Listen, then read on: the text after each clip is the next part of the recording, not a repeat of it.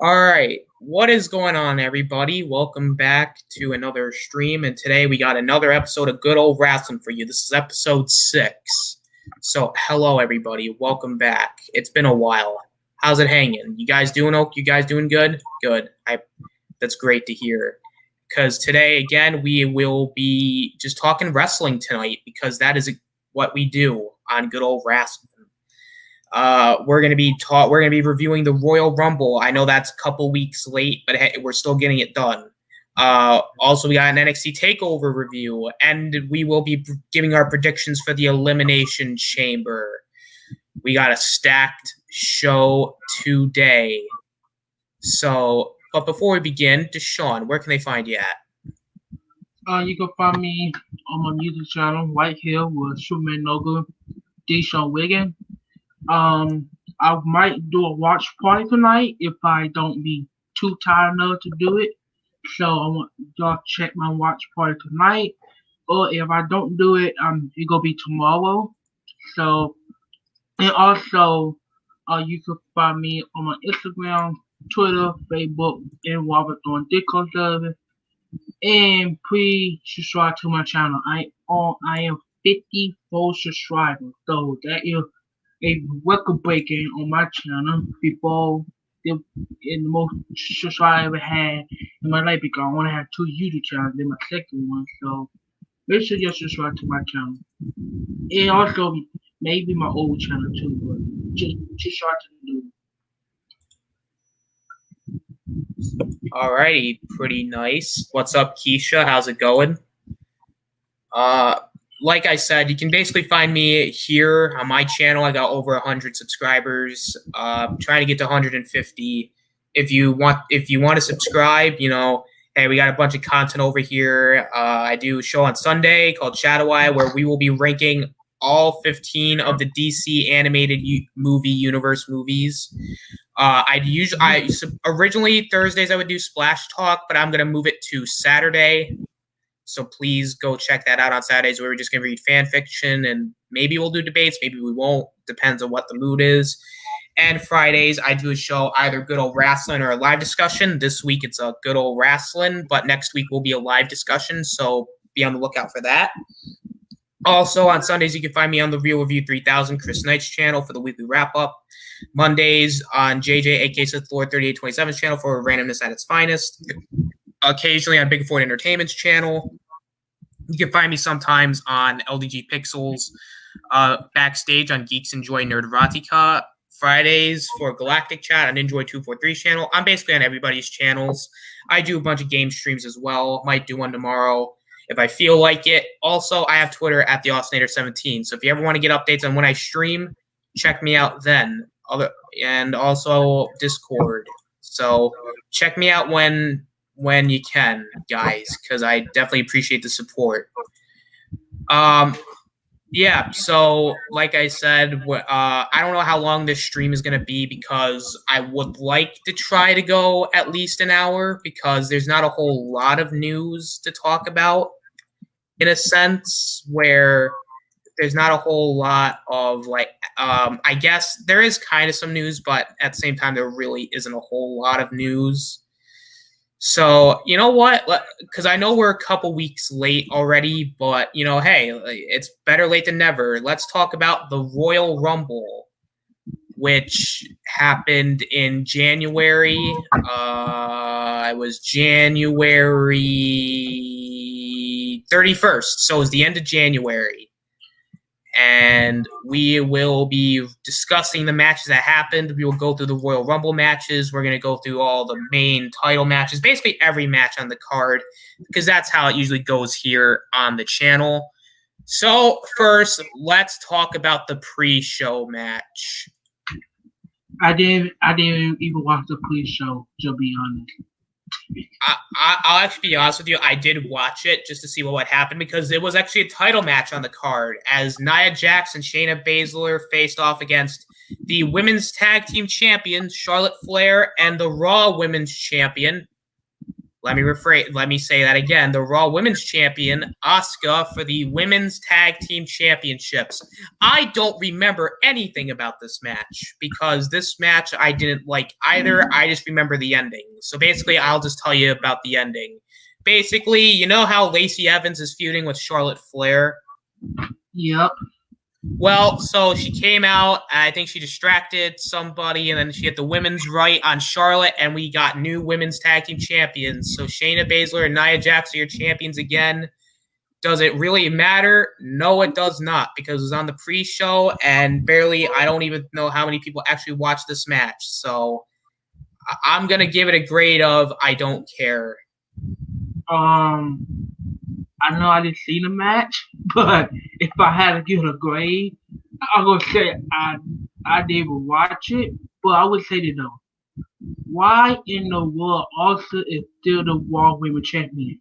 That's all I gotta say about that. Honestly, I forgot the title even existed. Why Asuka still the Raw Women's Champion?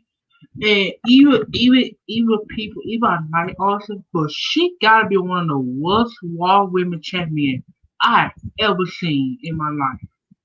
I don't even remember the last time she even defended the title. The last time she defended the title was against Nana. Oh wait, actually, the last time I checked, I think she actually did defend the title against Alexa Bliss. Oh yeah, Alexa Bliss, yeah. Yeah, when it was okay. Yeah, never mind. Yeah, it wasn't that so good. But her reign is just, my God, her reign's going on way too long, and they should end it. Yeah, because it sucked. Yep. It still sucks. So will. I personally, I didn't even care about this match, so it went about 8 minutes, which I can't get back those 8 minutes. So, I'm pretty upset about that. All right, let's get to the main card. Thank God. First up, we got the WWE Championship match. We have Drew McIntyre defending the title against Goldberg, who's dressing up like Brock Lesnar. I swear to God, he was dressed up like Brock Lesnar. He had the gloves. He had the black shorts. I was like, what the hell is this man wearing? Man was wearing oh, man. So basically the story of this match is so confusing. So basically Drew McIntyre, after he defended the title, he was like, it was like on the Legends night, Goldberg's like, you don't have respect for the Legends, even though Drew's like, yeah, I kind of do. And Goldberg's like, I want to face you for the WWE Championship. Drew's like, no, it'd be like fighting my dad. That's stupid. I don't want to fight you. And then Goldberg pushed him. So of course it leads to this match. And because it's the first match here, I went, oh God, they're going to do something, aren't they? Well, let me tell you all about what actually happened in the match. And I swear to God, everything that I'm going to tell you is basically the entire match. So before the match begins, Drew hits Goldberg with a headbutt, then he spears him, and then Goldberg throws Drew McIntyre into the steel steps on the outside, then hits a spear through the barricade. Before, I think McIntyre hit a Claymore, I think at the beginning of the match too. I don't know. I'm just going to guess that I think Goldberg... there was a Claymore kick, then Goldberg then hits a couple spears, a jackhammer. Then as Goldberg tries to go for a spear, but then, McIntyre hits a Claymore kick and he wins. And then Goldberg then shows respect by shaking his hand. I basically just told you that entire match. I don't really know what to say. I mean, it's just a typical Goldberg match, I guess. I mean, nothing really special happened. It was like 2 minutes of just it was very short. I can't really grade it badly because it wasn't really a bad match, but at the same time, I can't rate it greatly either because nothing really happens. So, I mean, I'll give the match this. At least the booking was right. At least the booking didn't make me want to rage quit. So I'll give it that. But as far as the title match is concerned, it was okay, I guess, for what it was. I guess if I was giving it, I guess I give it a C or like a 5. it wasn't bad, but it really was not that good, to be completely honest with you. Well, I mean, there's really nothing else to say here. I mean, I kind of just told everybody what exactly happened. So, Deshaun, what do you think about the match? I would say this. Whoever hate the match just because Goldberg in the match, I understand why. But I don't hate Goldberg. And this match was okay. I expect this match to be a high-flying match. God knows so damn. I expect this match to be great. This match was kind of like a filler match. Claymore, Bill. That kind of match is. I would get this match a C plus and not a bad match, but it's just kind of match that I could see right now if Goldberg was in the match. So I give a C plus. It was that bad. It was okay. All right, very nice. Next up, we have Sasha Banks defending the SmackDown Women's Championship against Carmella again, and this time she's accompanied by Reginald. I'm not going to go into really any specifics into the match because, again, it's been 2 weeks, and the only thing I can really remember is who won the match. But from what I remember, the match was actually pretty good. Again, a very strong showing from Carmella. Definitely, again, another great match from her. I think Carmella has definitely improved in terms of her wrestling, and again, booking-wise, the match was perfect. I think it was, again, very, very well booked. Sasha Banks, made Carmella tap out to the bank statement. I think she attacked Reginald. As far as the match goes, I'll give it a C plus. I mean, it was a solid match. It was definitely, again, another really good match with Carmella. Deshaun, what did you think about this match? Honestly, I gotta say that the match was actually a very good match. Carmella overbooked her net in that match, but we ain't talking about that. But I thought the match was good. I think Carmella approved in the ring or not. Since WWE lay her off and develop her when she was at home. I'd say Carmella right now, I'll give her a hot take right now. I think Carmella is one of the best wrestlers, one of the best women wrestlers that approve or not in the WWE. And the match was good. Actually, another hot take. I give the match a B plus. I actually thought the match was good. So that's my take on the match. All right, I could see that. I don't know if I would necessarily say Carmella's like the best wrestler right now, but I would definitely say she's definitely improved. Yeah. All right, now let's get into the Women's Royal Rumble match. Okay. Now, I'm not going to go into the match specifically. I'm just going to go into like who entered and who did what, because I have the statistics here. Again, I think I'll just start off. We'll just start off with the match quality itself. I did not really care for this match. I don't know what it was, but there is something like off about it. Not that it was bad in the sense of it was like really bad, but it was like bad in the sense of it just didn't capture me. Because I think the men's Royal Rumble did a lot more for me, but the women's Rumble just couldn't do it. I don't know what it was. Maybe because there wasn't a whole lot of I don't know if I would say, I don't know how to say it, but it definitely was not where it should have been. But so that's kind of my take. Now let's get into the Royal Rumble entrance. The first two was Bayley and Naomi. Bayley lasted 29 minutes, and she scored one elimination. And she was actually eliminated by Bianca Belair, who we will get into as we get into the match. We have Naomi. She stayed in that for over 47 minutes with 4 eliminations. Bianca Belair was in the match for over 56 minutes. So I think that was like one of the longest times in the match, besides Naomi's so far, with 4 eliminations. Billie Kay was number 4. She lasted 8 minutes, over 8 minutes, and she had 1 elimination. Then Shotzi Blackheart from NXT came out, and she was in there for over 3 minutes and got no eliminations.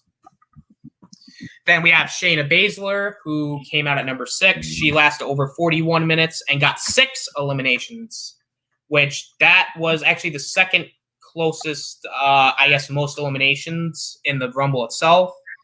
Then we have Toni Storm from NXT. She came out at number 7. She lasted over 11 minutes and scored 0 eliminations.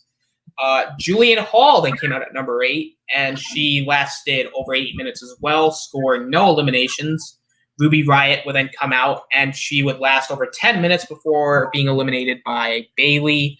Victoria would then come out.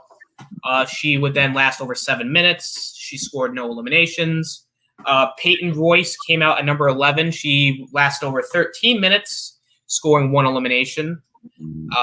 Santana Garrett came out at number 12. She lasted over 4 minutes and she scored no eliminations.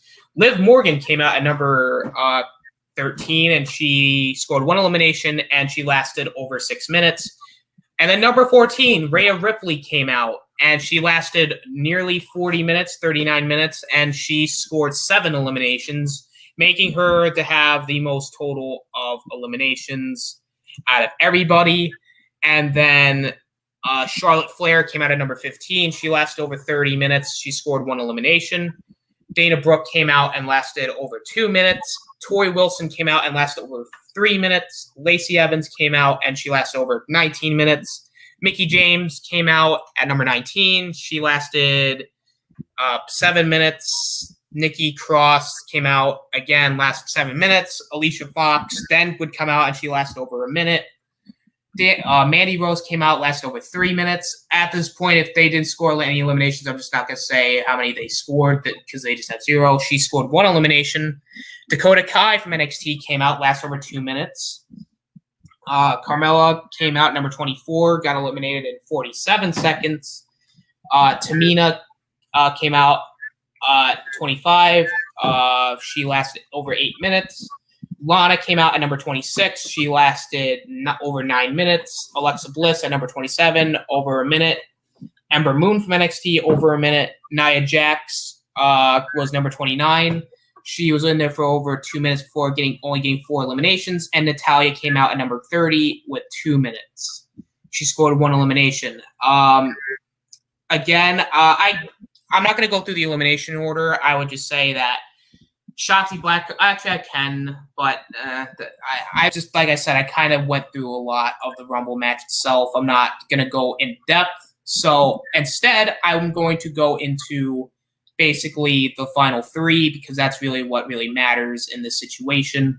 So the final 3 of the match, surprisingly, was Charlotte, Rhea Ripley, and Bianca Belair. And this was actually very, very shocking because I was just like, what the hell? Rhea Ripley lasted that long. I'm like, okay, this is interesting. And then they double teamed, it took both Bianca Belair and Rhea Ripley to eliminate Charlotte. So the final 2 was not Charlotte. It was actually Rhea Ripley and Bianca Belair. I was genuinely surprised. I was just like, whoa, okay. That's awesome. And then Bianca Belair and Rhea Ripley started fighting, and I'm like, oh shit, I don't know who's gonna win because I didn't think it was actually gonna be I don't know. I just didn't think that the final 2 would be Rhea Ripley and Bianca Belair. That was just crazy. So basically then Rhea Ripley got eliminated by Bianca Belair, and Bianca Belair won the Women's Royal Rumble, meaning that she's going to get a Women's Championship shot at whatever they're going to get, whatever she wants. A hell of a Rumble performance, but as far as Match quality goes, it wasn't that great, but I think is again a very good winner in terms of the booking decisions. So, hey, I'll take it. So, I'll give it a B- in terms of like just because I think the winner was great, but I don't know if the match itself was really fantastic. Mm-hmm. Deshaun, what do you think about the match? Did women Royal Rumble? It was that special. I'm not saying it was a good Royal Rumble, it was the okay Royal Rumble. I was surprised that Rhea Ripley, Nash, one of the women in the match, one of the Nash women in the match, because you don't see NXT superstar, get being in the Nash participant in the match, so that is very good for any NXT stars like Rhea Ripley. Bianca Belair, I did have Bianca Belair winning the match, and thank God she did because I did not want to see Charlotte winning the match. But the Royal One was not that special, but it was okay. All right, very, very nicely said. All right, time to get into the match that I think we were all excited about, and the match that we only really cared about by this point of the night. We had the Tribal Chief, the tribalist of chiefs, the greatest tribal chief that ever tribal chiefed, accompanied by special counsel Paul Heyman, the greatest wrestler of all time. Let alone just like greatest wrestler ever. Greatest wrestler of all time. I am talking about the tribal chief, Roman Reigns, the reigning, defending, undisputed Universal Heavyweight Champion of the world, defending against Kevin Owens in a last man standing match for the Tribal Chief's title. Now, did you really think that I would give a bad grade to a Tribal Chief match? Oh no. Oh no, chat. Oh no. No, chat. No way. No way, chat. We don't do that here on the channel. We praise the Tribal Chief here. We forever praise the Tribal Chief because the Tribal Chief is fantastic. Okay? Now, this match was freaking insane. All right? Let's just get into the highlights. So basically, Reigns, was hitting the Superman punch. Because basically the story of the match is Kevin Owens, like, again, they're playing off of what happened. Kevin Owens got thrown off the Thunderdome, and then Adam Pearce was supposed to be in the match, but then Kevin Owens was like, nope, I'm going to be in this match. And Adam Pearce was like, all right, we're going to make it a last man standing match. And then basically Roman and Kevin Owens, the story is Kevin Owens will not, lose, and he will stand forever and he will win. Basically Roman's like, they're hitting everything they can on each other. Reigns, hits with Superman punches. And Kevin Owens, would then hit him with a pop-up power bomb. Then Reigns throws Kevin Owens, through like a table off the Thunderdome. Oh my god, it was so insane. And then like Reigns had like the steps and like he was attacking him with them. Then Reigns literally ran him over. With a golf cart, and then Kevin would like then hit a swanton bomb off like a forklift to a table. And then oh my god, the match was insane. And I think he hit like a stunner, and then like Kevin Owens got like handcuffed him to the thing, and then Reigns then just knocked out the referee, and then like he low blowed Kevin Owens, and then Heyman like freed him from the cuffs, and then Reigns hit him with a guillotine choke, making him pass out, and Reigns retained the title. Again, I told you guys the entire match in a very quick. The match was fucking insane, but it was awesome. Again, do you really think I'm ever going to give Roman Reigns a bad grade? Ever? No. No way. I give that that to me is an A match. That's like an A plus. Fantastic match. Well, actually, no, not an A+. I'd say like about an A because the ending was kind of botched a little bit, but still, that's just like a small thing. That was a hell of a match. Deshaun, what did you think of it? Oh, I will be on any Wrestling match when he started the tribal chief have been great so far. Wrestling have been one of the best wrestlers, big WWE superstar right now in WWE. If I surprised that Wrestling win the match, no, I'm not surprised. I thought Wrestling would win the match anyway. But I am surprised that Wrestling won Kevin over with a GOAT card. That's the only thing I'm surprised about. But speak on that, the match was great. Kevin Owens doing a great job right now. And Wayne, Wayne, he been doing good with the Tribal Chief character. And this match getting an A+ for me. 10 out of 10, the best match of the night so far. Absolutely. And I don't want to ever hear anybody say, well, I want Roman to lose the title. No. Shame on you. Shame on you if you say that. Shame on you. Roman Reigns should be champion forever, and I've spoken. Yep. He's the greatest champion of all time. I don't want to hear it. All right, time to get into the men's Royal Rumble. This match was a lot better than the women's Royal Rumble, if I'm going to be completely honest. We had some major returns. We got a big debut, and I would say the right person won. I would think. So again, let's just get into the match.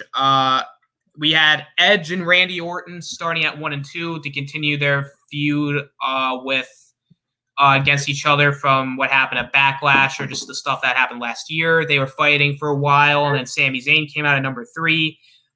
Both Edge and Randy Orton lasted 58 minutes and over 58 minutes. That's insane. For a guy like Edge, I'm actually very surprised he lasted that long. Then number 3 was Sami Zayn. I'm sorry, Edge had 3 eliminations. Sami Zayn came out at number 3. He lasted over 13 minutes. Mustafa Ali came out at number 4. He got 1 elimination, lasted again over 13 minutes. Randy Orton goes on an RKO spree. And by this point, I think Randy Orton gets taken out of the match because he hurt his knee. Kayfabe hurt his knee. Number 6 was Dolph Ziggler. He lasted over 20 minutes with 1 elimination. Shinsuke Nakamura came out at number 7. He lasted over 22 minutes with no eliminations. And at number 8, we had a huge surprise. We had Carlito. Because he spits in the faces of people who don't want to be cool. Because none of the wrestlers in this ring were cool, so he came out and he was like, I'm going to beat these guys up. And that's what he did. He beat everyone up because Carlito just spits in the face of people who don't want to be cool. And, he lasted very shocking, looked good too. Very awesome. Then at number 9 was Xavier Woods. He lasted only over 3 minutes. Ay. Damn, that sucks. And at number 10 was Big E. He lasted over 29 minutes, nearly 30, and got 4 eliminations. Not a bad Rumble performance for Big E. He was actually eliminated number 19. He was actually the 19th guy eliminated. I should have done that earlier with the women's match, but we'll do it here. Then at number 11 was John Morrison. He was the 8th person eliminated, but he lasted over 8 minutes with no eliminations. And then Ricochet came out at number 12. He lasted over 11 minutes. He was the 10th man eliminated by, we'll wait until we get into the person who came out. Number 13 was Elias. He lasted over 2 minutes. He got 1 elimination. He was the 6th man eliminated. At number 14 was Damian Priest. He came up from NXT. He scored 4 eliminations and lasted over 15 minutes. Very good stuff for him. Then at number 15 was Mr. Money in the Bank himself, The Miz. He lasted only over a minute and scored no eliminations. He was the 7th man eliminated. Yikes. Actually, Big E is also the Intercontinental Champion. Sorry if I forgot to mention that. At number 16 was Riddle. He lasted over half an hour, and he scored 1 elimination. He was the 25th man eliminated, so, hey, not a bad performance either. He actually lasted over 31 minutes. Not a bad performance for Riddle. And then number 17 was Daniel Bryan, the guy that everyone thought was going to win, but it ended up not being Daniel Bryan. He lasted over 28 minutes, and he was the 24th man eliminated with 1 elimination. Not bad either. And at number 18, we had Kane. It's got to be Kane. It's got to be Kane. And then he got 2 eliminations. He eliminated Ricochet, R.I.P. Ricochet. Your time is great, but now I think your career is officially over because you just got eliminated by Kane in the Royal Rumble. Number 19 was King Corbin, who lasted over 3 minutes, got 2 eliminations, 14th man eliminated. Number 20 was Otis. He only lasted 53 seconds. Thank God. That was the best news I ever heard. He got no eliminations. 21, Dominic Mysterio lasted 2 minutes. He was the 15th man eliminated. At number 22 is the United States champion, Bobby Lashley. He lasted over 4 minutes. He was the 18th man eliminated, and he scored 3 eliminations. Great job for him. And then at number 23 was the Hurricane, because there's a hurricane coming through. He only lasted 30 seconds, and then he died because Big E and Bobby Lashley killed him. And at number 24 is Christian. Christian returned, everybody. Holy crap. That was shocking. I was like, holy crap. That was awesome.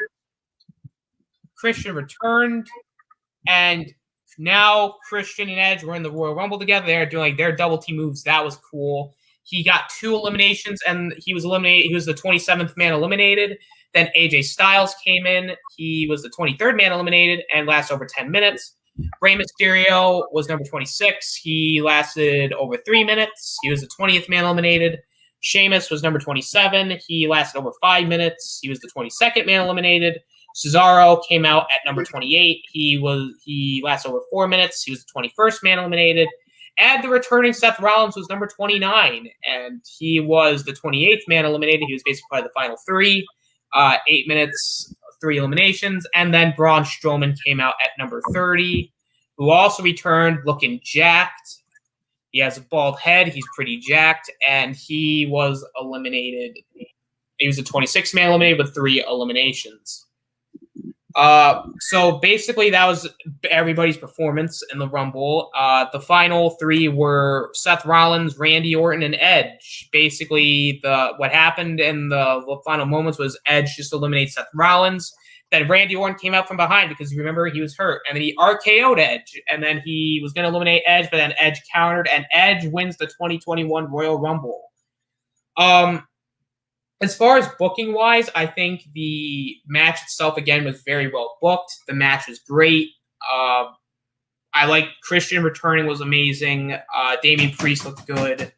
Booking-wise, the match could have been a little longer, but overall, though, I got to give the Men's Royal Rumble a B. Very good. What say you, Deshaun?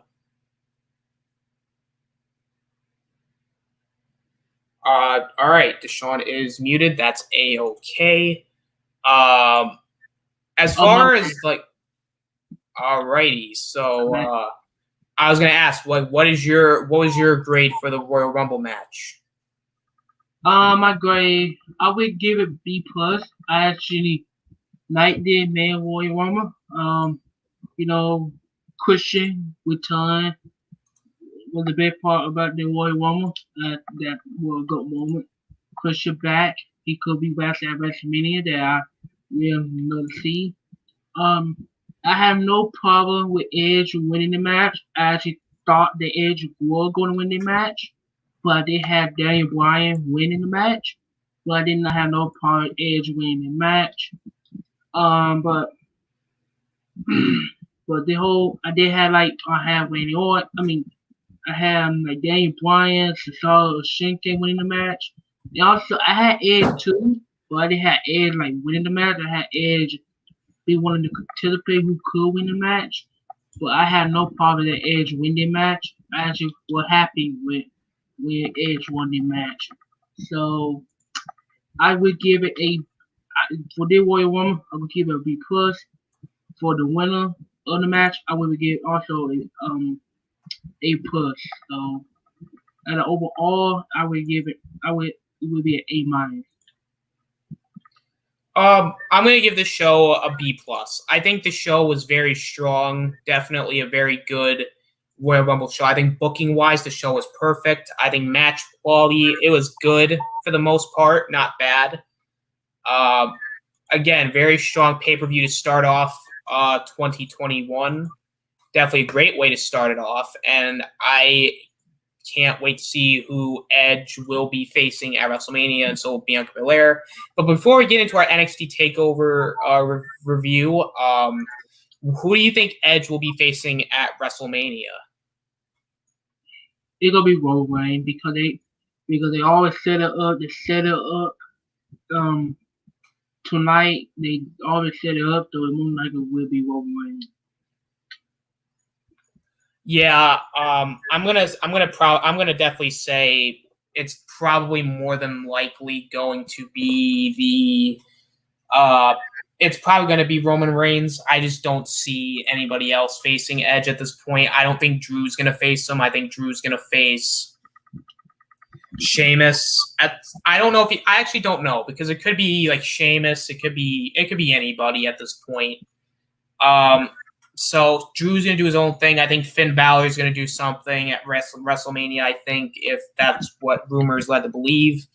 And I think Edge will be facing Roman at Mania. And I think Bianca Belair is going to be facing Sasha Banks because that's where they're going to go. They're confronted. It could be Sasha Banks and Bianca Belair at WrestleMania.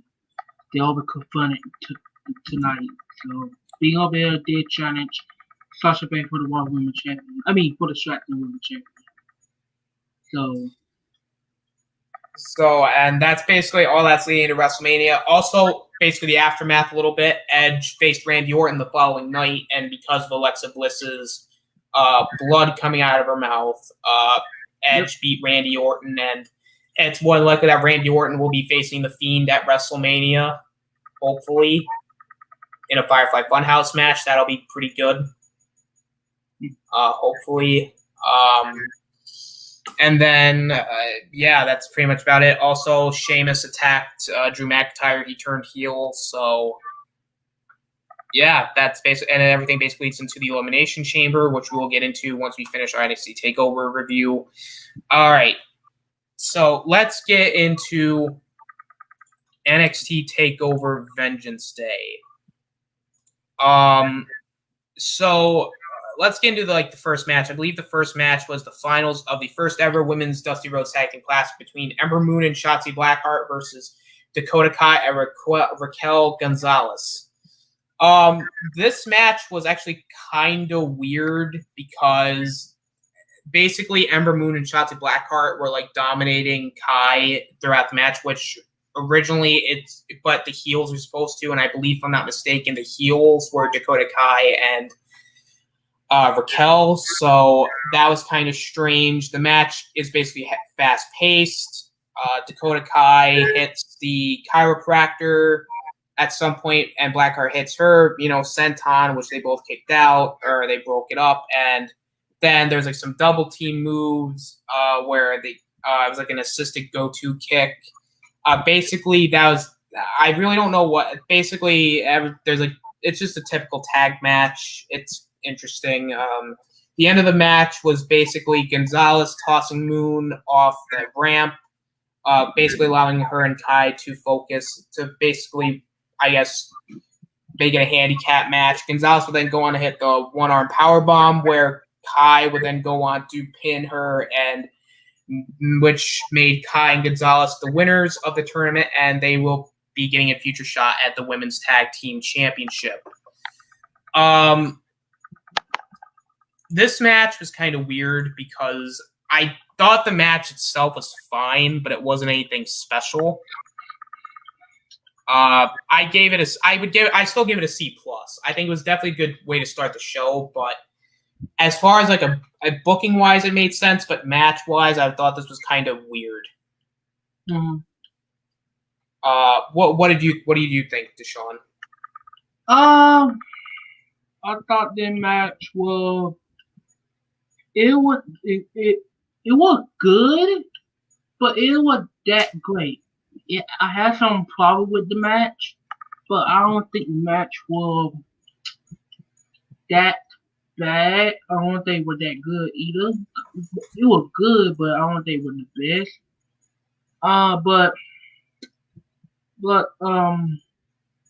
The winner of the match will be getting a Raw Women's Championship shot. And now, I did watch NXT on that Wednesday. They officiate babyface. So they turned down babyface. So want to see how that would go. But overall, the match, I thought the match was okay. I would give it a B minus, but it was that good, but it was good. It was that great.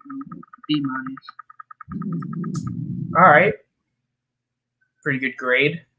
Next up, we had Johnny Gargano defending the North American Championship against Kushida. Before the match, Dexter Lumis showed up and kidnapped Austin Theory.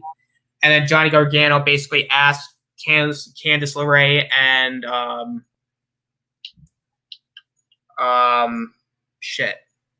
trying to remember what her name. She's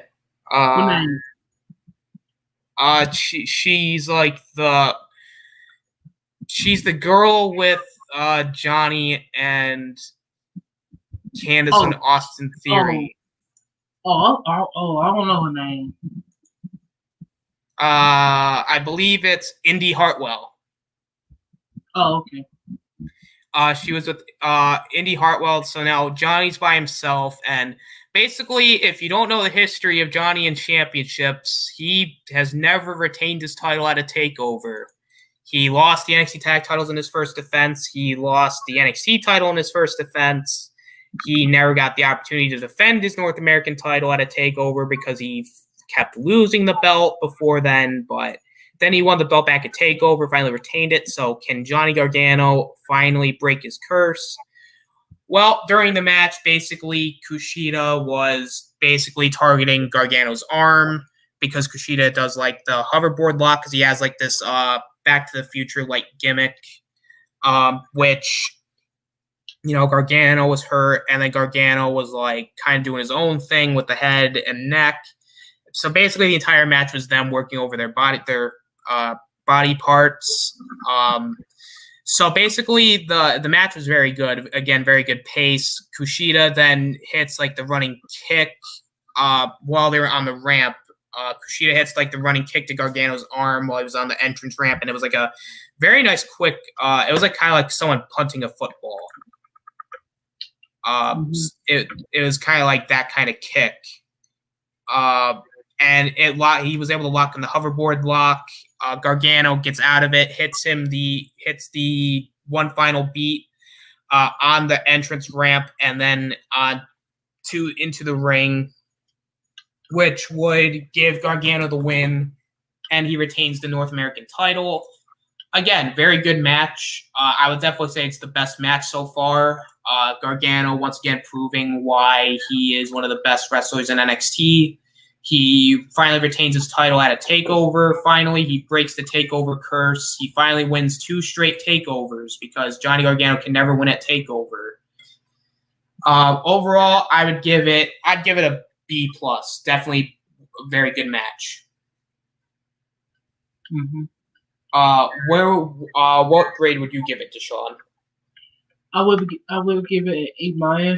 The match was actually a good match. I did expect the match to be a high-flying match, but it did not was a high-flying match. It was technically a technician match, something that was.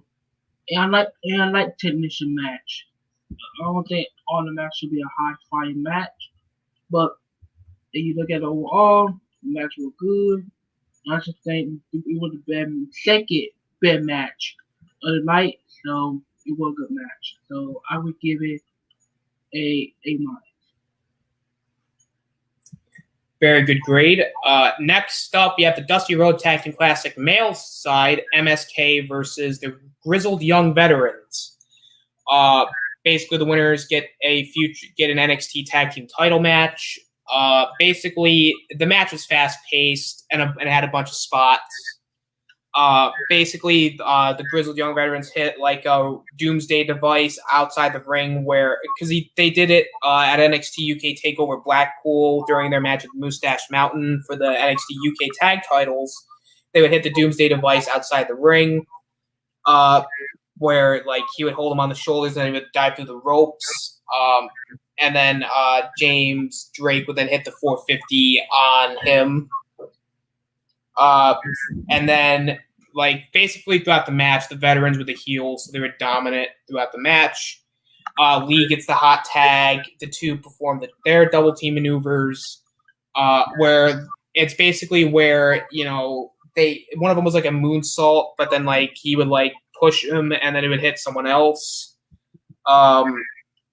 Basically, they try at the end of the match was the veterans try to go for the ticket to Mayhem, but then Lee broke it up, and then they performed an elevated corkscrew blockbuster, and that would be the end of the match, which would score them the win and the Dusty Road Tag Team Classic, continuing MSK's historic run, and these two basically are now getting an NXT tag title shot.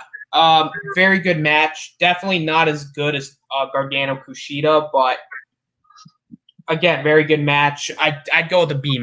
Definitely a very strong match. What say you, Deshaun?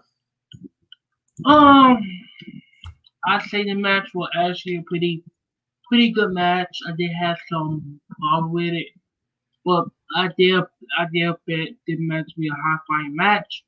And of course, it was a high flying match. I would give the match a B+. I did have some problem with it, but it I don't think it was that bad a match. So I give it a B-. All right, very very good grade. Next up, we have the triple threat match for the NXT Women's Championship. We have Io Shirai defending against Mercedes Martinez and Toni Storm. Basically, this had a high pace. They were all doing like they were kind of mutual throughout. The match began before the ring introductions, and then the pace was very high. At one point, I think they were trying to go for a move through the table, but then the table broke before they could even do anything about it. I personally. Then Io Shirai does like her crazy move of the night where she would dive off like a thing. I think she jumped off like the rigging for it, and she basically would then hit huge moves. And I think Martinez hit like a German suplex off the top rope to Toni Storm, and then she then ended up getting into a trio woe, which allowed Shirai to hit the diving foot stomp.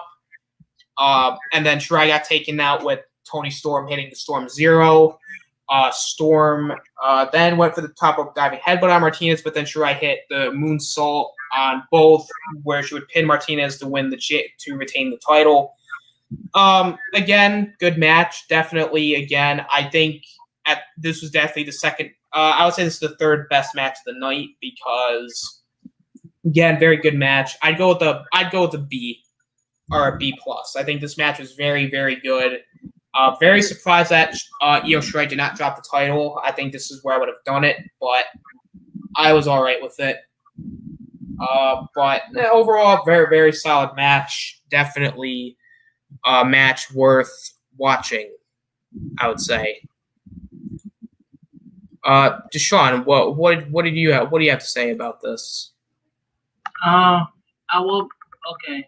I thought the match was good, but I was mad that Toni Storm did not win the match. I was mad about that because she's one of my favorite wrestlers on NXT women. But I okay with it. I think Neil so I thought she could have win it anyway. I did want 20 gonna win the match. But you look at the match as whole, I thought the match was good. It was the third best match of the night. If I have to give a grade, I would give it a B plus. All right, very very good grade. And then last up, we have the main event for the NXT Championship between Finn Balor, who's defended the title, against Pete Dunne. This match, before I even say anything, was match of the night. This match was very good. This was not a high-flying match. This was a very technical, very strong style-ish. Basically, Dunne would then use the joint manipulation on Finn Balor, where he would split his fingers. He would try to go for the wrist. Balor would then go for his comeback. He would hit the foot stomp. Dunne would counter that, and then they were both hitting their moves. Dunne hit the bitter end on Finn for near fall, and then he attempted to use, and then he tried to do it again, but then Balor would reverse it into the reverse 1916. Then as the match, I think the hands were locked, and Dunne would have the fingers locked. He had the hands trapped. Then Balor would take the mouth guard. The mouth guard was out, and then Balor would then hit him with a drop kick to the unguarded mouth. Balor would then hit the coup de grace and then turn it and then hit the 1916 to retain the title. There were some other spots in there, but if you want a little bit more of match in depth, you can just watch the watch party that we did on Sunday, which actually, just a little segue here. I am doing a watch party for the Elimination Chamber on Sunday, so be sure to check that out. We will be giving our predictions for the Elimination Chamber. Overall, the match was very good. I'd give it an A, best match of the show. After the match, I'm going to get into it because this is actually very important. Pete Dunne and Danny Berginelli working with then attack Finn Balor. And then Undisputed Era came out with Adam Cole, Roderick Strong, and Kyle O'Reilly. They all helped Finn Balor. And then it looked like those four were going to, kind of unite before Adam Cole will then hit a super kick on Finn Balor. And as O'Reilly was asking him why, Cole then super kicked him as well. And then the show basically ended with that. Very good match, and I think that was a very shocking ending. So awesome match, awesome ending. Have no problems with it. What say you, Deshaun? What did you think? The Finn Balor Pete Dunne match was great. The match is definitely one of the best match on the call, the best match on the pay-per-view. But I mean, the ending of the match was great. Adam Cole, Turner, Kyle O'Reilly. That shocked me, but I mean, I did bet the undisputed might get quit one day, but not like this. But as a match as a whole, the match A+, one of the best match on the pay-per-view so far. One of the best technician matches I've ever seen. So it A+ for me. Very nice. And what would be your final grade as a whole? At a whole, we have 3 good matches. We got two good matching, but kind of problem. I would give it A-. Only the 2 matches I have a problem with that were good, but they have a problem with it. But as a whole, I would give it A-. It was a good pay. All right, very very nice. I'd give it an A. I think again the show was very good. The main event was again probably the best match so far this year. Very good stuff, I would say. So overall, I think both shows are very good have been very good so far in terms of 2021. as far as pay-per-view goes. And then last but not least, we will be giving our predictions for the Elimination Chamber. Indeed we are, because, and like I said, on Sunday we will be doing a watch party, so be sure to watch that when we watch it. We will rank the 2 Elimination Chamber matches, and we'll also kind of predict who's just going to go and who's going to win overall. So let's just start off with kind of Asuka versus who at NXT, or no, for the Raw Women's Championship. It was originally going to be Lacey Evans, but then Lacey Evans became pregnant, and now Asuka has no one to face at Elimination Chamber. Do you want to give a prediction on who do you think Asuka is going to face? I will be honest though, I don't even know, but I won't be surprised that it would be Charlotte. But also, I don't know if they see every equipment in real life, but in a way, I think it'll be Charlotte. I think Charlotte like being in match, like take they see every place. They actually hope Charlotte win a match. That's the first time I actually want Charlotte win a match, but I won't be surprised also win it. So. I'm kind of with you. I do think Charlotte is more than likely going to be facing Asuka. Maybe they'll do like a swerve and have Alexa Bliss face Asuka, but I don't think that's going to happen. Anybody's going to face Asuka, but either way, I think Asuka is going to retain because I don't see Asuka dropping the title here. There's no real reason for her to do so. So as far as like who Asuka's going to face, she's more likely to face Charlotte, but I just think overall Asuka's going to retain. There's really not much to talk about because, again, there's really nothing really riding on the match. So,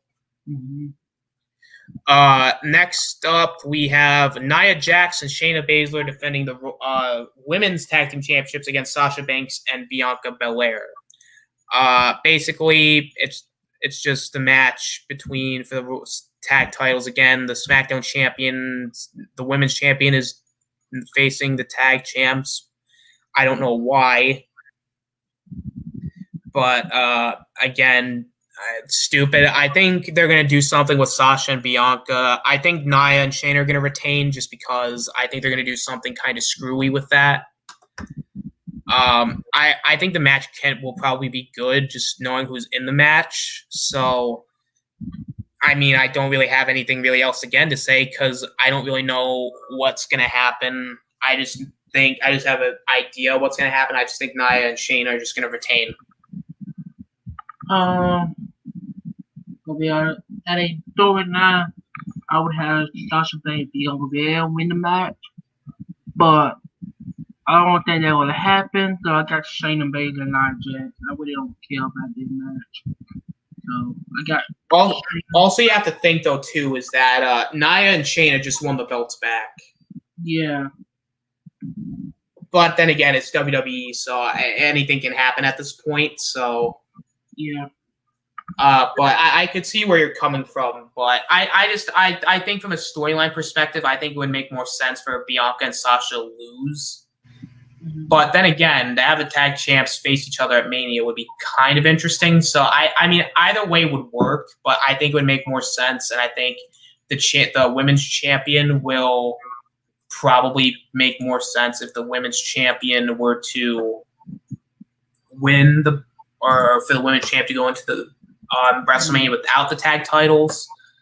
But then again, I don't know. We'll see. Anything can happen. Next up, we have a triple threat match for the United States Championship. We have Bobby Lashley defending the title in a triple threat match against Keith Lee and Riddle. Basically, the match happened because Bobby Lashley's been feuding with Riddle, because Riddle's been defeated Lashley in a non-title match, but then Riddle and Lashley would then face off for the title, but then again, they would lose. And then basically Lee then inserted himself into the match because, it's because Lee had problems with Riddle because he had so many title matches, and then Lashley attacked both of them, which then led into this triple threat match. At this point, I don't really know who should win because I could see all three winning, but it comes down to which ones do I think need the win most. Because on the one hand, you have Riddle, who kind of should win because he's already has so many title opportunities. And then you have Keith Lee, who desperately needs a title to kind of get him back up to where he was. And then Bobby Lashley's Bobby Lashley with the Hurt Business. You want to keep them as a strong faction. I don't know where I would go. I would say to a degree, I would probably say Keith Lee is going to win if it's still a triple threat match, because I think Keith Lee's something's going to happen. So I think Keith Lee might win, and he might join the Hurt Business, or I think Bobby Lashley could retain. But if Riddle loses here, I don't know what else you can really do with him because he's already lost so many title opportunities. I just don't know where I would go, but I would say it's going to be Keith Lee or Bobby Lashley. I don't know where I would go with it. So, what say you, Deshaun? I would say again. I think I want Keith Lee winning match. I won't be mad Matt Riddle winning match, but I don't think they're gonna win it. I think Bobby Nash win. They beat Bobby Nash at their strong dude. So I got Bobby Nash winning match, but I won't be surprised that Keith Lee or Matt Riddle win the match. All right. Very, very nice so far. Next up we have the Universal Championship Elimination Chamber match. The winner will face off against the Universal Champion, the Tribal Chief. That Tribal Chief, Roman Reigns. What's up, Ninjoy? Thanks for showing up. We have Jey Uso, Kevin Owens, King Corbin, Sami Zayn, Cesaro, and Daniel Bryan. Basically, the match happened because originally Roman Reigns was supposed to defend the Universal title in the Chamber, but then Roman Reigns was like, I'm Roman Reigns. No, I will not do that because Paul Heyman said that Reigns' contract, he didn't have to defend it in the Chamber. He only had to defend it at the show, which that meant that Roman Reigns could do whatever the hell he wants because he's the Tribal Chief. And because he's the Tribal Chief, he was like, all right, I'm going to face whoever wins the Chamber match at the end of the night. And so basically, it was then Kevin Owens, Jey Uso, King Corbin, and Sami Zayn. Well, actually, Jey Uso and Kevin Owens were already in the match, but then King Corbin, Sami Zayn, Cesaro, and Daniel Bryan had to earn their way in with a tag team win. Again, I don't know, because I think regardless of who wins, Roman Reigns is going to win. I'm just trying to see, because I don't think King Corbin's going to win. I don't think Sami Zayn's going to win. It mainly comes down to Jey Uso, Kevin Owens, Cesaro, and Daniel Bryan.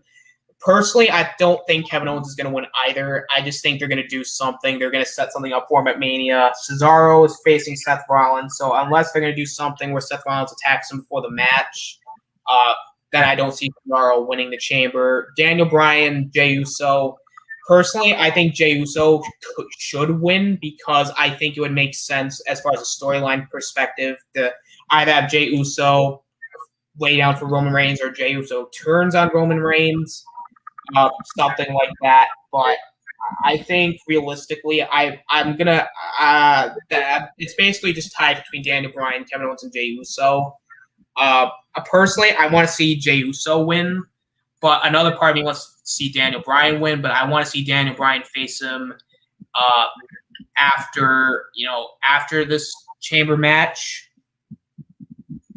So I don't know.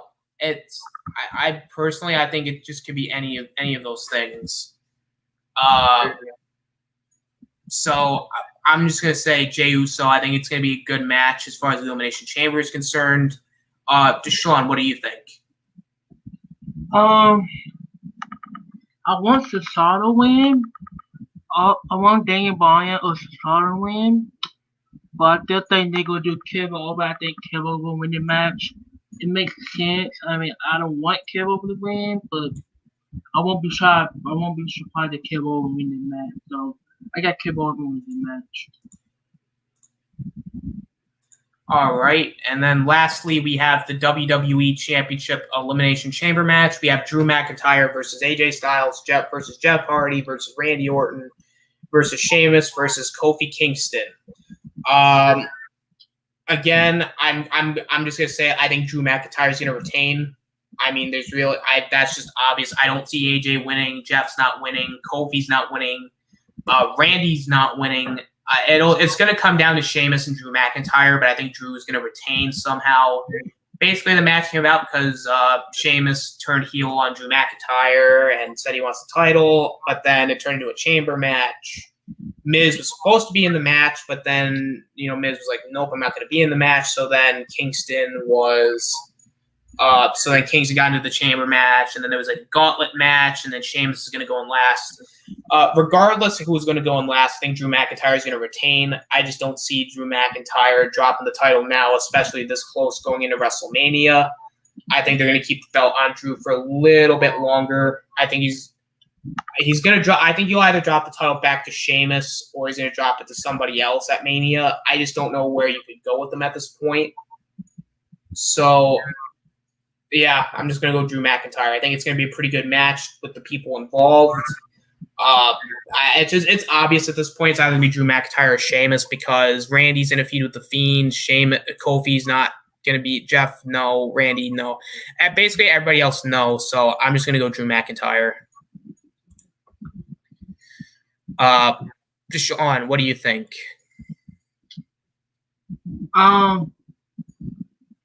As you got, I'll be honest now. I won't be surprised to see not Wayne. I won't be surprised Sheamus win the match, but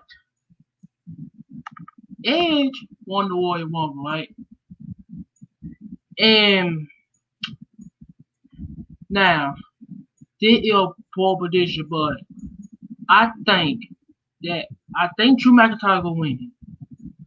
But if you want Edge to shine for the WWE Championship, I say let Wayne Orton win the match. Should Wayne Orton win the match? No.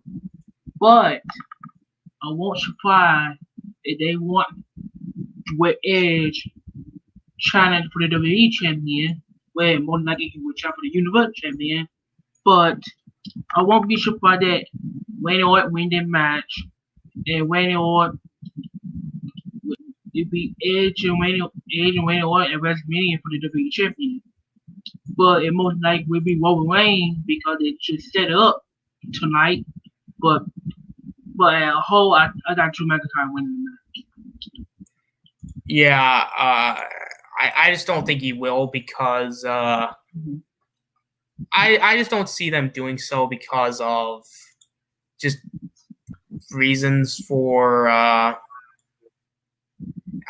because Randy's going to be facing The Fiend at WrestleMania more than likely, so I wouldn't be surprised if that was the case. That's pretty much about it. We've gotten through all the predictions. We got through all of which, you know what? Because we have to do it at the end of every show, we're going to do a tier list, and then we are going to wrap it up for the night. Let me grab a tier list here. You know what? Because we are kind of it is Elimination Chamber season. I think it would be fitting to do an Elimination Chamber tier list of the Elimination Chamber matches. Ooh, this could be a tough one right here. Yeah, it's going to be a difficult one, but I think some of them will be. I think some of them will be really pretty interesting. Actually, hang on. Let me go into the. Let's see if this one's a little better. Yes. It's better. Okay, I like this a little bit more. Let's see. We're going to share the screen. And we're gonna share the video, and share the thing. All right, so we'll kind of just go through in like a order here. That's here.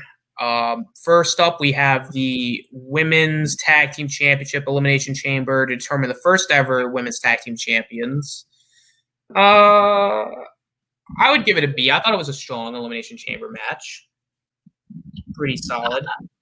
I agree with you. I would put at B. I actually loved the elimination match. I thought it was a great match, but it's not on like an A or S tier, but it was a very, very good match. Absolutely.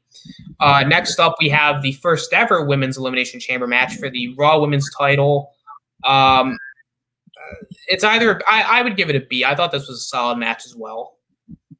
I agree with you on that one. I give it a B.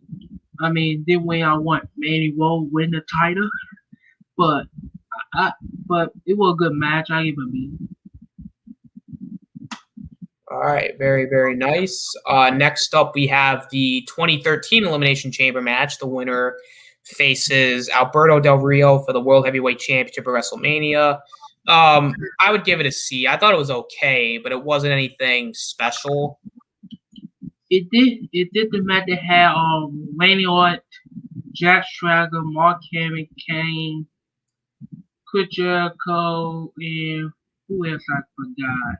Daniel Bryan. And Daniel Bryan, yeah. Yeah. This is a tricky one. It was a good or bad match. It just was okay elimination match. I would put that C. I thought it was okay elimination match, but it was that bad though. I thought it was okay match. All right, very, very nice. Next up, we have the 2014 Elimination Chamber match for the WWE World Heavyweight Championship. I put it in either B or C because this was like during the time with the Daniel Bryan stuff, and Daniel Bryan was at his most hottest. But man, I don't know where I would put this.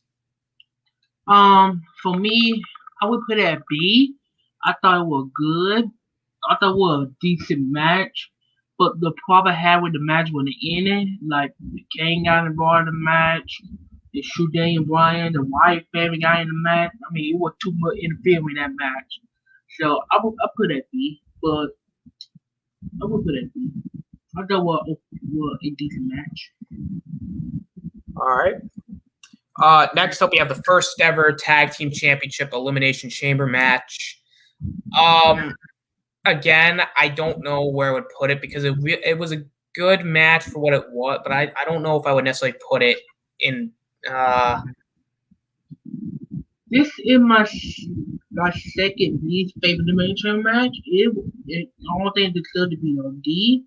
I put it at C. It was good, but it was a bad elimination match. I think it was an okay elimination match, but it still was my second least favorite elimination match. So I'll put it at second.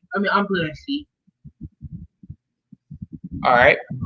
Next up, we have the Elimination Chamber match from 2018. It was the 7-man Elimination Chamber match. I think the winner faced Brock Lesnar at WrestleMania. Yeah. Oh, I remember that match. I remember when Braun Strowman almost eliminated every competitor in that match, but he did not eliminate Roman Reigns. Did it go to C? They build. I put that C. They build Braun Strowman up for nothing in that match.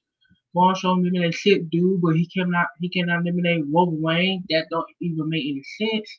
I would put that C. It was a decent match, I guess. I mean, it's not my least favorite elimination match, but they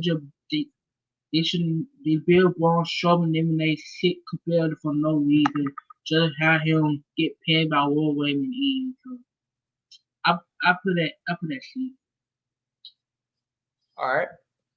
Next up, we have the 2019 Elimination Chamber match for the WWE Championship. I would put this at A just because it was the start of Kofi Mania, and that ending sequence with Kofi Kingston and Daniel Bryan was amazing. Oh yeah, I would put. You know what? I would put that F. Like I would put that F. I think in one of my favorite elimination chamber match, I got the whole elimination chamber match thing on my DVD. I got it with me, but I love the elimination chamber match. I would put that F tier. All right. Next up, we have the Smackdown Tag Team Championship Elimination Chamber. I thought this was actually a pretty good match. You know what? I would. Oh crap! What the heck did I do? I would put it at. I would put it at B. I thought this was actually pretty good. I would put that. I would put it at B. I thought it was a good match. I didn't like that older part when he went straight out of their paw. I think that was a good spot. But at that whole match, I thought the match was good. All right. Next up, you have the 2012 Elimination Chamber match. I would put it at, for the World Heavyweight Championship. I would put it at A. I actually really like this match. Oh, then when they had let's see, okay, remember when they had Daniel Bryan, Great Khali, Cody Rhodes, Big Show, Wade Barrett, and Santino Marella. Santino Marella. Oh yeah, I would put that. I would put it at A. Well, yeah, you know what? I put it at A. This is one of my favorite elimination match for 2012. So yeah, I would put it at A. I actually love that elimination match. But if we get onto the CM Punk one, I actually like that one more than that one. But each my own. All right. Next up, we have the 2011 World Heavyweight Championship Elimination Chamber match. I would put this at A as well. I thought this chamber match was actually really good too. Oh yeah, I actually thought I would put it at A. I thought the match was very, very great. Better at an elimination match. But I did have like one problem. I thought Edge did was a babyface in the match, but I thought he acted like a heel in that match. But based on all, I thought the match was good. All right. Next up, we have the 2006 WWE Championship Elimination Chamber match. I would put it at B. I think it was a good match for what it was, but I think it mainly gets overshadowed by the ending where Edge cashes in. I don't know. I would put it at B. Also, Carlito and Chris Masters was in the final three. Yeah, that surprised me. I would put it at B as well. I like the match. I forgot Carlito was the 5-man in that match. One of the 5-man in the match. You know, of course, you can't beat supersede him, but I thought the match was good. It did be a B tier match. All right. Next up, we have the Extreme Elimination Chamber match. Oh, D. That gotta be one of the one elimination chamber match I ever seen. It was horrible. That was horrible. The white thing they do in a Extreme Elimination match, that looked good. I thought that one of the best booking decisions ever. But you look at that match itself, that match was terrible. Paul Heyman wants to see a Punk win.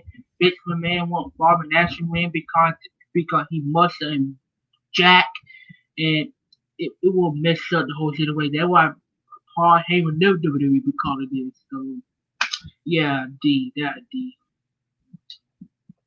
All right. Next up, we have the first Elimination Chamber match from 2002. I mean, that's S. That is. It will not be match. We will never get an elimination match. That A tier. I mean that A tier.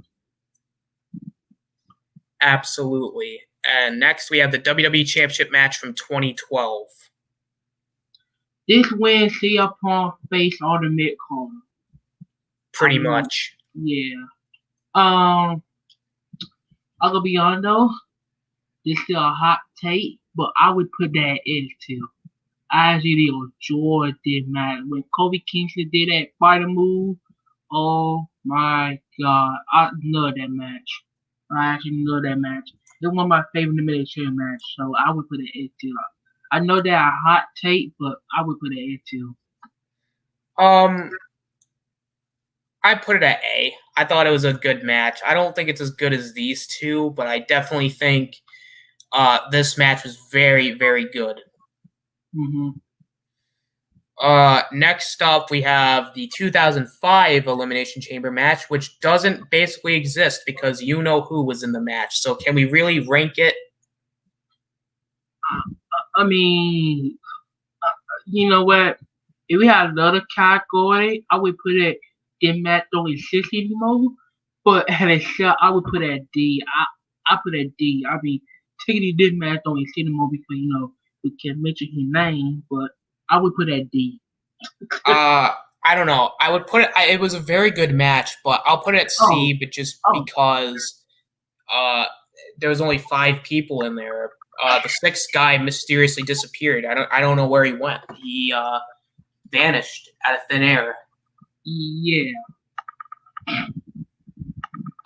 Next up, we have the 2009 WWE Championship Elimination Chamber match. The final 2 was Undertaker, Triple H. That was good. Edge getting eliminated first made sense, but that was still kind of weird. I don't know where I would put this. I would put it at B. I thought it was a very good match. I thought it was a very good elimination match. So, I mean, what is Undertaker win that match? Undertaker win that Venom Bill. That would be goofy at freak. But yeah, he would not look good with that belt on him. that belt, you would not be able to take Undertaker seriously after that. Yeah, but that match will be. I think that match will be. now I think about it. Oh my God! Thank God it never happened. Yeah, thank God. Next, we got the 2003 SummerSlam Elimination Chamber match.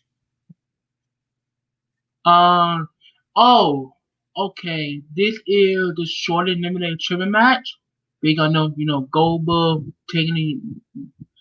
eliminate most of everybody except Kevin Nash and Triple H.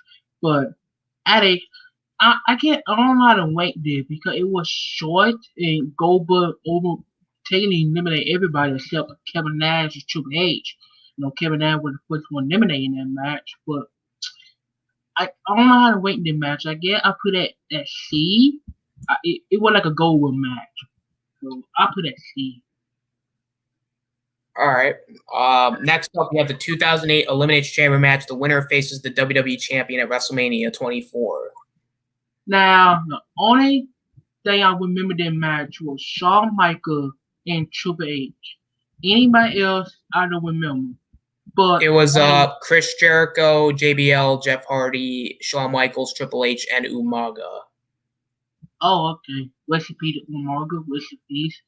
But I don't remember too much about that match. I don't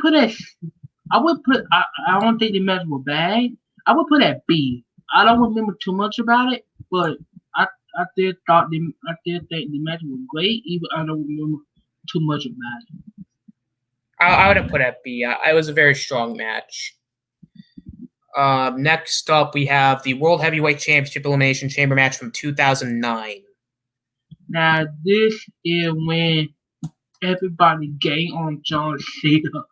Okay, this definitely going A tier. They're going to A tier. They're going to A tier. Absolutely. Next up, we have the WWE Championship Elimination Chamber match from 2010. Now, I don't remember this match either. Only thing I remember is John Cena, Triple H were the first to prepare in the match. Shaman winning as the WWE Champion. I don't remember too much about the match. I also when Batista won the WWE Championship at the end. I didn't know this match kick off the Elimination Chamber match. But I would put that B. I don't remember too much about it, but I still think it was a good match. I believe this was also the chamber match where Legacy turned on Randy Orton. So. Oh yeah, Teddy Jr. won that match too, right? Yeah. Yeah, that's the only people I know who won that match. And Kofi Kingston. So, well, tell you that I do remember the match now. So yeah. Next up, we got the 2010 Elimination Chamber match for the World Heavyweight Championship. Now, without this match, we would never get The Undertaker versus Shawn Michaels. That match, or Shawn Michaels would technically, but I would put it at B. It was a good match. You know what? I gotta put it at A. I thought this match was really good. Okay. I didn't know that. I didn't know John was there. CM Punk and R-Truth were the match. So I think also Chris Jericho and Rey Mysterio were in there as well. And Chris Jericho. I forget about Chris Jericho. He actually won the World Heavyweight Championship with that. So I forget about Chris Jericho. Yeah, Chris Jericho too. Yep. Next up, we got the Elimination Chamber match for 2008. The winner faces the World Heavyweight Champion. Now, I'm going to be honest. I don't remember that match at all. I remember The Undertaker winning the match. And Batista winning the match too. I don't remember nothing about that match. And then the other participants were MVP, Finley, Great Khali, and the Big Daddy V. That is kind of weird. It is kind of weird, but surprisingly, the match was actually really good. Yeah. I mean, you know what? I'm going to put it in A. A? Okay. It may shock you that 2 Great Khali matches were actually A. Yeah. Next up, we have the Elimination Chamber match from 2011. The winner faces the WWE Champion at WrestleMania. Now, I remember the match. I would put the match at B. I thought the match was good. That John Morrison fought was great. And the match itself, I would put at B. And CM Punk will entertain me in that match too, so I would put it at B. All right. Next up, we have the Women's Elimination Chamber match from 2020. The winner faces Becky Lynch at WrestleMania 36. Now, this elimination match, I would put at D. I did not like the elimination match at all. I know this build Shayna Baszler as the tough woman, but that elimination match, it was hard to watch for me. So I would put it at D. I'm actually going to put it at C because I think it did what it needed to do, and it basically just kind of made Shayna Baszler look like a beast, which is really what the match was made out to be. So I'll give it that as far as the match goes. It wasn't necessarily a great chamber match, but it was a good showing for Shayna Baszler. Yeah. Next up, the Intercontinental Championship Elimination Chamber match from 2015. I'll go be honest. Who let the cat in? But beyond that, I don't remember too much about the match. All that I remember is why Beth won the Intercontinental Championship, so I can't wait in the match. I don't remember too much about the match. I'm going to put it in D because it was trash. Oh, the match was trash? I mean, I don't remember too much about it, so I don't know how the match was good or bad. I just don't remember. I remember I did watch it, but I don't remember it was good or bad. I watched it when it was live, but it sucked. All that I remember is why Beth won the Intercontinental Championship. That's all you needed to know. Even then, the finish was stupid. Yeah. And then last but not least, we have the 2017 Elimination Chamber match for the WWE Championship. This is another hot take. I would put that at Edge. I enjoyed the match. You know what? Just to kind of, I guess, fill it out a little bit more. Sure, we'll go with S. There you have it, everybody. That's the Elimination Chamber tier list. And with that being said, guys, we are going to wrap it up. I'm going to let Deshaun go and talk about a little bit, tell everybody about him. So, Deshaun, what you got going on, and plug your stuff. Tonight, maybe tonight, I will be doing a watch party. Tonight, it looks like I will be doing a watch party tonight. So I hope y'all come in tonight. Come in, watch that watch party. I don't know if I'm gonna do it or not, but more than likely I will. So if I don't do it, it'll be moving to Sunday. We're taking it today, but early today. So also you can find me on my Instagram, Twitter, Wrasslin Dicker Server, and Facebook. And make sure you subscribe to my channel. Very nice. Again, I'm just going to give you guys the quick stuff. Sundays, Shadow Eye, and I'm on Chris Knight's channel for the weekly wrap-up. Mondays, JJ, a.k.a. Thor, 3027 channel for randomness at its finest. Splash Talk is going to be on Saturdays. Fridays, it's going to be live discussion and or good old wrestling. This coming week, it's going to be live discussion. Everything else, and then I'm on Ninjo's channel on Fridays for Galactic Chat, occasionally on LDG Pixels Backstage and Geeks Enjoy Neurotica, and you guys can find me on Twitter at TheAllStandard17. So if you ever want to get updated when I stream, check me out there. I'm basically on everybody's channels at this point. So guys, we are going to head out. Thank you guys for watching. This is the Allsnader and Deshaun signing out. See you later, guys. Deuces.